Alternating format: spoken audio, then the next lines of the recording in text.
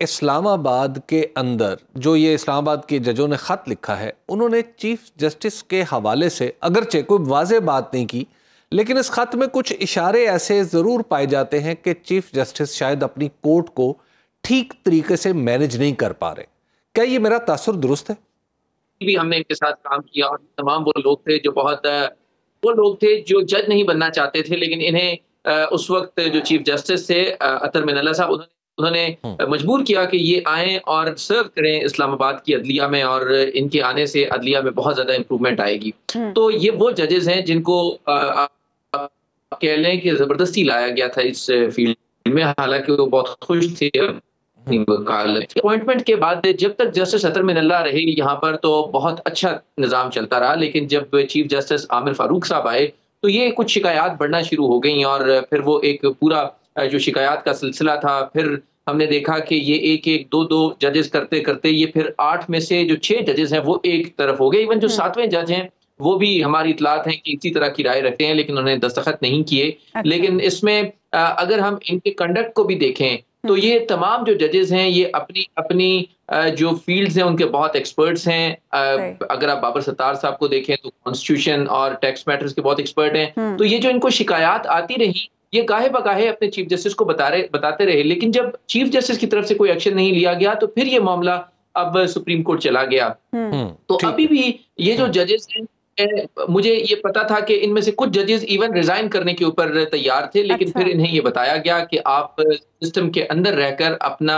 जो हक है या जो आप समझते हैं कि आइन और कानून के मुताबिक आपको हलफ दे रखा है आपने, उसके तहत आपने अपने हुकूक के लिए जद्दोजहद करनी है। इसमें से 2 जजेस ऐसे हैं जिनको मैं जाती तौर पे मुझे मालूम है कि वो बिल्कुल तैयार थे रिजाइन करने के लिए, लेकिन उन्हें कहा गया कि नहीं, वो रिजाइन ना करें, बल्कि कहा गया से मुराद का मुकाबला कहने वाला कोई दोस्त था या ऊपर से था, नीचे से था, दाएं बाएं से था, कहां से था?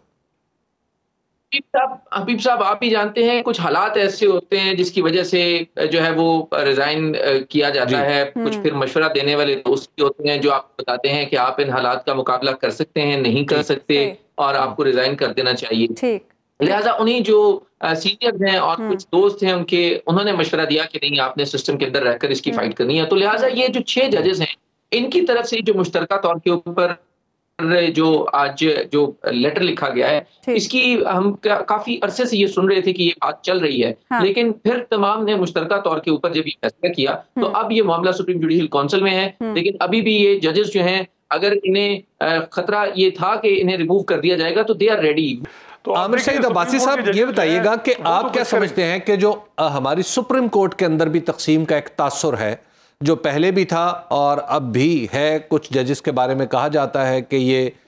मौजूदा चीफ जस्टिस के कैंप के नहीं हैं बल्कि साबिक चीफ जस्टिस के कैंप के हैं, तो क्या इस मामले में ये तकसीम भी इस मामले को मुतासिर करेगी? देखिए हबीब साहब, मुझे ये लगता है कि अब किसी हद तक, जिस तरह आज मैंने इस्लामाबाद बार के लोगों से बात की, सुप्रीम कोर्ट बार के भी स्टेटमेंट आ गई, पाकिस्तान बार ने तो खैर बहुत लंबी डेट दे दी, लेकिन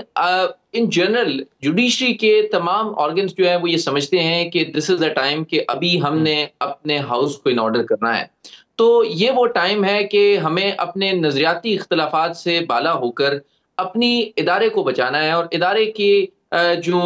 हुकूक हैं या इदारे के जो राइट्स हैं या इदारे की जो इंडिपेंडेंस है और उसकी जो साख है, हमें उसको बचाना है। तो मेजॉरिटी ऑफ